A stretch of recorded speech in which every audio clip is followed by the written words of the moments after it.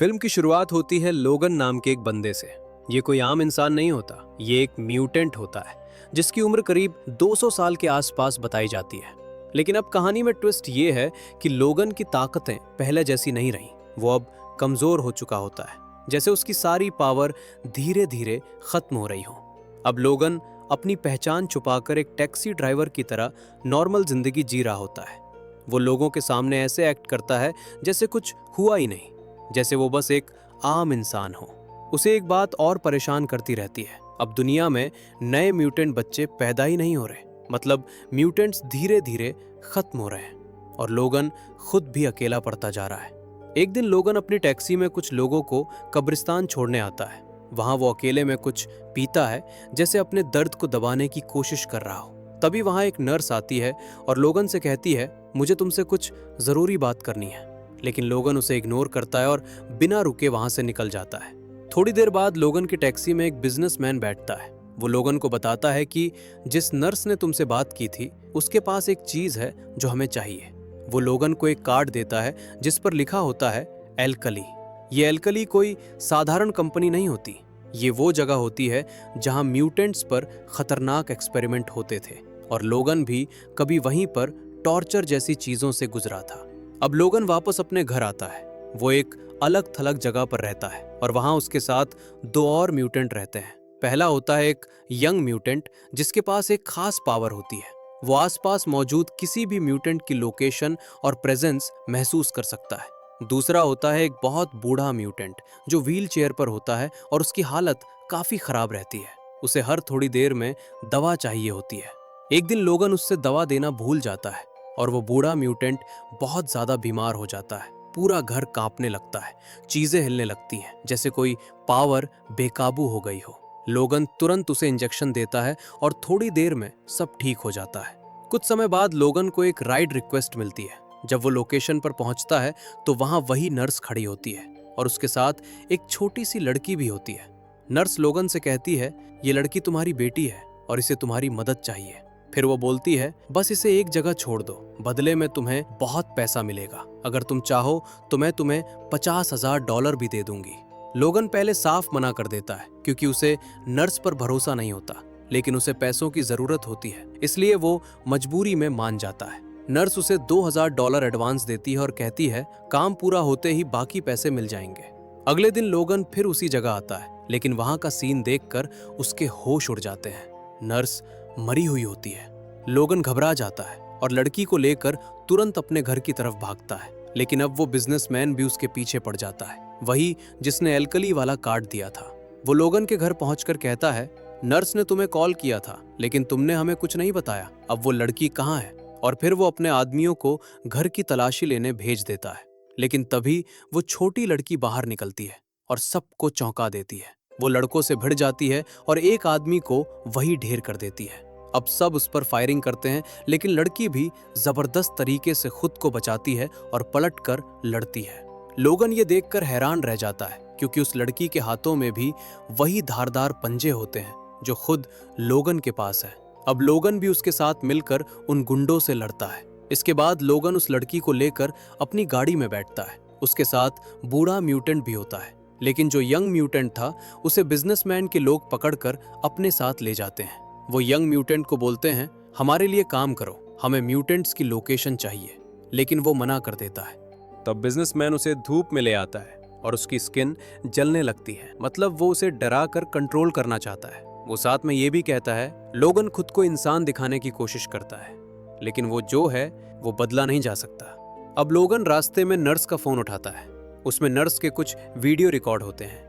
उन वीडियो में नर्स बताती है कि अब म्यूटेंट बच्चे नेचुरली पैदा नहीं हो रहे, इसलिए ये कंपनी कुछ महिलाओं के जरिए एक्सपेरिमेंट करती है। उनमें म्यूटेंट डीएनए डालती है और फिर उनसे बच्चे पैदा करवाए जाते हैं। बच्चों को पैदा होते ही ट्रेनिंग दी जाती है, जैसे उन्हें हथियार बना दिया गया हो। लेकिन जब कंपनी को लगता है कि ये बच्चे परफेक्ट नहीं बन रहे, तो फिर उन्हें खत्म करने का प्लान बना लिया जाता है ताकि नए एक्सपेरिमेंट किए जा सके। कुछ नर्सेज ने मिलकर इन बच्चों की मदद की और उन्हें वहां से निकालने की कोशिश की, और जो लड़की लोगन के साथ है वो उन्हीं बच्चों में से एक होती है। रात को लोगन एक होटल में रुकता है। वो लड़की का बैग चेक करता है और उसके डॉक्यूमेंट्स देखता है। तभी उसे एक और बड़ा झटका लगता है। उस लड़की का डीएनए लोगन के डीएनए से मैच करता है। मतलब वो लड़की सच में लोगन की ही बेटी होती है। और यही वजह होती है कि लोगन को शुरुआत से वो लड़की अपनी लग रही थी। अब लोगन का दिल पिघल जाता है और वो ठान लेता है, अब चाहे जो हो, मैं इसे अकेला नहीं छोड़ूंगा। कुछ आगे चलकर लोगन को एक एक्समैन कॉमिक मिलती है। वो उसे पलट कर देखता है तो उसमें एक नंबर और एक लोकेशन लिखी होती है। उसी कॉमिक में दावा किया गया होता है कि एक ऐसी जगह है जहां सारे म्यूटेंट बच्चों को बचा कर रखा गया है। और यही वही जगह होती है जहां नर्स ने लोगन से कहा था कि लड़की को पहुंचा देना। लेकिन लोगन को ये सब बहुत फर्जी लगता है। वो सोचता है कॉमिक वाली चीजें असल जिंदगी में थोड़ी होती हैं। इसी बीच घर में फिर से हलचल होती है। आसपास का माहौल अजीब होने लगता है, जैसे जमीन हल्की हल्की कांप रही हो। लोगन को समझ आ जाता है कि बूढ़े म्यूटेंट की हालत फिर बिगड़ रही है। वो तुरंत उसके पास जाता है और उसे इंजेक्शन देकर शांत करता है। लेकिन तभी वो बिजनेसमैन एक बार फिर अपने आदमियों के साथ वहां पहुंच जाता है। अब लोगन के पास टाइम नहीं होता। वो जल्दी से बूढ़े म्यूटेंट और उस छोटी लड़की को गाड़ी में बैठाकर वहां से निकल जाता है। रास्ते में उन्हें एक परिवार मिलता है जिनके घोड़े भाग जाते हैं और वो लोग उन्हें कंट्रोल नहीं कर पा रहे होते। बूढ़ा म्यूटेंट लोगन से कहता है उनकी मदद कर दे, लोग ठीक लग रहे हैं। लोगन उनकी मदद करता है और किसी तरह घोड़ों को संभाल लेता है। वो परिवार इतना अच्छा होता है कि वो लोगन को खाना ऑफर करते हैं और कहते हैं रात यहीं रुक जाओ, तुम थक गए हो। लोगन मजबूरी में मान जाता है और वो लोग वहीं रुक जाते हैं। लेकिन उसी रात सब कुछ बदल जाता है। एल्कली वाले संगठन का बनाया हुआ एक नया म्यूटेंट आता है, X-24। ये लोगन जैसा ही दिखता है लेकिन ज्यादा खतरनाक और ज्यादा ताकतवर। X-24 वहां पहुंचते ही पूरे घर में हमला कर देता है और देखते ही देखते परिवार के लोग भी मारे जाते हैं। और सबसे बड़ा झटका तब लगता है जब वो बूढ़े म्यूटेंट तक पहुंच जाता है जो सो रहा होता है। लोगन कुछ समझ पाता उससे पहले ही बहुत देर हो चुकी होती है। अब X-24 उस छोटी लड़की को पकड़ कर ले जाने वाला होता है, लेकिन तभी लोगन आ जाता है और दोनों के बीच जबरदस्त फाइट शुरू हो जाती है।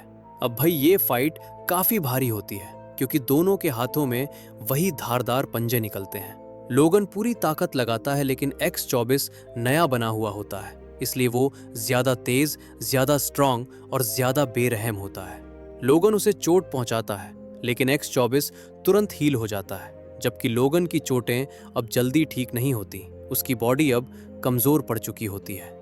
इसी बीच एक और बड़ा ट्विस्ट आता है। X-24 जिस गाड़ी में आया होता है उसे वही यंग म्यूटेंट चला रहा होता है जिसे पहले पकड़ लिया गया था। वो अंदर से अच्छा होता है और अब उसे एहसास हो चुका होता है कि गलत लोग उसे यूज कर रहे हैं। वो लोगन को बचाने के लिए अपनी जान की परवाह किए बिना कुछ विस्फोटक फेंक देता है और दुश्मनों को रोक देता है। इससे लोगन और लड़की को थोड़ी राहत मिलती है। इसके बाद लोगन X-24 को पीछे धकेल कर अलग कर देता है। वो उसे एक दूसरी गाड़ी के पास घसीटता है और फिर उसे जोर से टकराकर रोक देता है। टक्कर इतनी जोरदार होती है कि X-24 को काफी नुकसान होता है। वही उस परिवार का एक आदमी जिसने सब कुछ खो दिया था, वो गुस्से और टूटे दिल के साथ फायरिंग करने लगता है। लेकिन गोलियां खत्म होते ही वो वहीं गिर जाता है क्योंकि वो चोटों और सदमे में टूट चुका होता है। लोगन के सामने बहुत बड़ा सन्नाटा होता है क्योंकि उसकी वजह से एक पूरा परिवार खत्म हो गया था। अब लोगन पूरी तरह अकेला रह जाता है। उसके साथ बस वो छोटी लड़की होती है। वो बूढ़े म्यूटेंट की बॉडी लेकर आगे निकलता है और उसे एक शांत जगह पर दफना देता है।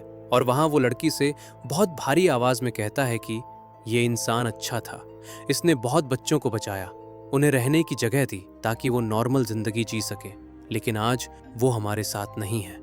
लोगन अंदर से टूट जाता है। अब लोगन इतना घायल होता है कि गाड़ी स्टार्ट भी नहीं कर पाता। गुस्से में वो फावड़ा उठाकर अपने ही कार तोड़ने लगता है, लेकिन कुछ देर बाद वो खुद ही बेहोश हो जाता है। जब उसकी आंख खुलती है तो वो खुद को हॉस्पिटल में पाता है और साथ में वही लड़की भी होती है। मतलब लड़की ही उसे वहां तक लेकर आई थी। अब सबसे बड़ी बात ये होती है कि लड़की पहली बार बोलती है। वो कहती है कि उसे उसी जगह जाना है जिसका पता नर्स ने दिया था। लोगन चौंक जाता है क्योंकि वो पहली बार उसे बोलते सुनता है। लोगन उसे समझाने की कोशिश करता है कि ये सब कॉमिक्स की बातें हैं, असल जिंदगी में ऐसी कोई जगह नहीं होती। लेकिन लड़की भरोसे से कहती है, नहीं, वो जगह असली है, मेरे दोस्त वहां जाने वाले हैं लोगन थक चुका होता है, फिर भी मजबूरी में कार आगे बढ़ाता है, लेकिन रास्ते में वो दोबारा कमजोर पड़ जाता है और बेहोश हो जाता है। अब लड़की खुद गाड़ी चलाती है और उन्हें उस लोकेशन तक ले जाती है। जब लोगन होश में आता है तो वो देखता है कि वहां बहुत सारे म्यूटेंट बच्चे मौजूद हैं। हर बच्चा अलग है, किसी के अंदर अलग पावर, अलग ताकत। वो बच्चे लोगन को पकड़ लेते हैं, उसे घेर लेते हैं और उसे एक सीरम जैसा कुछ देते हैं। लोगन पूछता है, ये क्या है, तुम्हें ये कहां से मिला? बच्चे बताते हैं कि ये उनके लिए एनर्जी वाला सीरम है, जिससे उनमें ताकत बढ़ती है। लोगन चेतावनी देता है, ज्यादा लिया तो जान भी जा सकती है या दिमाग खराब हो सकता है, लेकिन बच्चे बोलते हैं, हम कम लेते हैं, बस इतना कि ताकत मिल जाए। सुबह लोगन उठता है और देखता है कि कुछ बच्चे पहाड़ के उस पार माइक्रोस्कोप से देख रहे हैं। लोगन पूछता है, क्या देख रहे हो? एक बच्चा कहता है, वो सामने कनाडा है, अगर हम वहां चले गए तो बच जाएंगे, यही हमारी आखिरी उम्मीद है। फिर बच्चे लोगन से कहते हैं, हमें वहां तक पहुंचा दो, हम तुम्हें पैसे भी देंगे।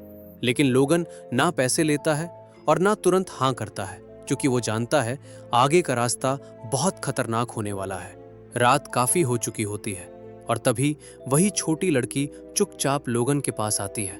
वो पहली बार दिल से पूछती है, तुम हमारे साथ क्यों नहीं चल रहे? लोगन थोड़ी देर चुप रहता है, फिर भारी आवाज में कहता है, तुम लोग अपना रास्ता पकड़ो और मैं अपना। लड़की कहती है, अगर तुम हमारे साथ चलोगे तो क्या हो जाएगा? लोगन उसकी तरफ देखता है और बोलता है, जिसे भी मैं अपना मानता हूं वो मुझसे छिन जाता है। मैं तुम्हें खोना नहीं चाहता क्योंकि तुम मेरी बेटी हो। लड़की बस इतना कहती है, कुछ नहीं होगा, मैं ठीक रहूंगी, और वो वहां से चली जाती है। अगली सुबह लोगन की आंख खुलती है तो वो देखता है कि वहां कोई भी बच्चा मौजूद नहीं है, सारे बच्चे निकल चुके होते हैं। लोगन घबराकर माइक्रोस्कोप उठाता है और पहाड़ के उस पार देखने लगता है, लेकिन बच्चों की झलक तक नहीं दिखती। मतलब बच्चे उस तरफ निकल चुके हैं, लेकिन खतरा अभी खत्म नहीं हुआ था, क्योंकि उसी कंपनी की गाड़ियां उन्हें लगातार पीछा कर रही होती हैं, जिनका बस एक ही मकसद है, इन म्यूटेंट बच्चों को खत्म करना। अब लोगन भागता है, लेकिन वो खुद बहुत कमजोर हो चुका होता है। चलते चलते उसे महसूस होता है कि उसकी ताकत जवाब दे रही है। तभी उसे याद आता है वो सीरम जो बच्चों ने उसे दिया था। लोगन पहली बार ज्यादा मात्रा में वो सीरम इंजेक्ट कर लेता है और भाई उसके बाद लोगन एकदम बदल जाता है। उसकी बॉडी में जैसे नई ताकत भर जाती है, वो तेज हो जाता है, मजबूत हो जाता है और एकदम खतरनाक फॉर्म में आ जाता है। अब वो सीधा उन लोगों पर टूट पड़ता है जो बच्चों को पकड़ने आए थे। गोलियां चलती हैं, लेकिन लोगन पूरी ताकत से जवाब देता है। उसे चोट लगती है, मगर वो अब फिर से जल्दी हील होने लगता है। लेकिन ये ताकत हमेशा नहीं रहती। कुछ देर बाद सीरम का असर धीरे धीरे कम होने लगता है और लोगन फिर कमजोर पड़ने लगता है। इसी बीच उसे पता चलता है कि कुछ बच्चों को पकड़ लिया गया है। उनमें एक बच्चा भी होता है जो माइक्रोस्कोप से कनाडा देखने वाला था। उन लोगों ने उसके सिर पर हथियार तान रखा होता है। तभी वहां उस कंपनी का असली बॉस भी आता है। वो वही इंसान होता है जो पूरे सिस्टम के पीछे दिमाग था, एक बड़ा डॉक्टर जिसने सालों से ये सब प्लान किया था। वो लोगन को देखकर बोलता है, तुम मुझे पहचानते नहीं, लेकिन मैं तुम्हें बहुत अच्छे से जानता हूँ। फिर वो बताता है कि तुम्हारे जैसे म्यूटेंट बनने की शुरुआत मेरे परिवार से जुड़ी थी और तुमने ही मेरे पिता को खत्म किया था। अब मैं बदला लेने आया हूँ। और साथ में वो ये भी कहता है, आज मैं सिर्फ तुम नहीं, इन सारे म्यूटेंट बच्चों को भी खत्म कर दूंगा। लोगन उसके एक भी डायलॉग को पूरा नहीं सुनता। वो गुस्से में अपना हथियार उठाता है और सीधे उसकी गर्दन में एक ही वार करके उसे वहीं रोक देता है। फिर वो उसके हाथों को भी नुकसान पहुंचाकर उसे बिल्कुल हेल्पलेस बना देता है। लेकिन तभी असली खतरा सामने आ जाता है। X-24 वापस आ चुका होता है। अब फिर से वही जानलेवा फाइट शुरू होती है। X-24 पूरी ताकत से लोगन पर टूट पड़ता है। लोगन थका हुआ होता है, घायल होता है और अब उसकी बॉडी पहले जैसी तेज नहीं है। X-24 के पंजे उसे बुरी तरह घायल कर देते हैं। लोगन गिरने लगता है और लगने लगता है कि अब उसका बचना मुश्किल है। लेकिन तभी वो छोटी लड़की आ जाती है और इस बार वो सिर्फ डरती नहीं, वो अपने पिता के लिए लड़ती है। वो X-24 को रोकने के लिए उस पर हमला करती है और उसे सिर में शूट करके लोगन को बचा लेती है। अगर वो लड़की एक सेकंड भी लेट हो जाती तो लोगन बच नहीं पाता। अब लड़की लोगन के पास आती है और बोलती है, चलो मैं तुम्हें अपने साथ ले चलती हूँ। लेकिन लोगन अब समझ चुका होता है कि उसका वक्त खत्म हो रहा है। वो दर्द में भी मुस्कुराकर बोलता है, तुम सब यहाँ से निकल जाओ, अब मुझे ज्यादा चोट लग चुकी है। फिर वो अपनी बेटी को देखकर कहता है, और ध्यान रखना, तुम्हें वैसा म्यूटेंट मत बनने देना जैसा वो लोग बनाना चाहते थे। ट्रेनिंग, कंट्रोल सब भूल जाओ, बस इंसान बनकर जीना। लेकिन लड़की मना कर देती है। वो पहली बार बोलती है, तुम मेरे डैडी हो और मैं तुम्हें छोड़कर नहीं जाऊंगी। ये सुनते ही लोगन की आंखें भर आती हैं, क्योंकि उसे डैडी शब्द सुनना सबसे ज्यादा अच्छा लगा था। वो पहली बार अपनी जिंदगी में अपने अंदर एक सुकून महसूस करता है। लेकिन अफसोस, अब उसके पास वक्त नहीं होता। धीरे धीरे लोगन की सांसें रुक जाती हैं और वो अपनी बेटी के सामने ही शांत हो जाता है। लड़की फूट फूट कर रोने लगती है। वो बाकी बच्चों के साथ मिलकर लोगन को दफनाते हैं। सब बच्चे वहां खड़े होते हैं। सबकी आंखों में आंसू होते हैं, क्योंकि लोगन ने उन्हें बचाया था। लोगन की कब्र पर एक क्रॉस लगाया जाता है। लेकिन जब सब लोग वहां से जाने लगते हैं तो लड़की उस क्रॉस को थोड़ा मोड़कर एक्स बना देती है, क्योंकि लोगन उनके लिए सिर्फ एक इंसान नहीं था, वो एक लेजेंड था। और इसी के साथ फिल्म की कहानी खत्म हो जाती है। तो दोस्तों, अगर आपको ये कहानी अच्छी लगी हो तो वीडियो को लाइक करना और चैनल को सब्सक्राइब करना मत भूलना। हम मिलेंगे फिर से एक नई कहानी के साथ। तब तक के लिए बाय बाय।